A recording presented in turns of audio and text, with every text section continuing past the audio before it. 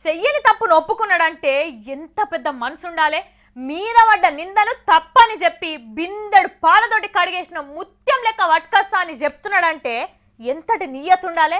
అబ్బా, మన తీన్మార్ రాజే సార్ను చూస్తే గట్టనే అనిపించింది. సారు గుండె ధైర్యానికి అందరు మెచ్చుకొని సప్పట్లు కొట్టాలి. దేవుళ్ళకే గిసుంటి పరీక్షలు తప్పలేదు. మొత్తం మనుషులం, మనం ఎంతటోళ్ళం సారు. భయపడేది లేదు, మీరు బాధపడేదే లేదు.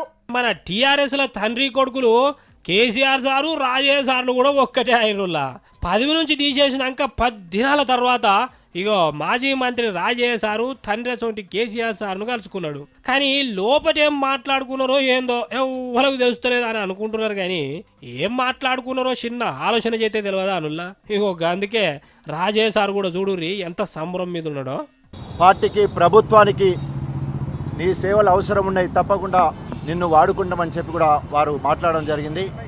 ఎంతైనా కుర్చీల మైమే కాసోంటిదని అనుకుంటున్నారులా వీళ్ళ అనుబంధాన్ని దగ్గరికి వెళ్ళి చూసిన వాళ్ళు.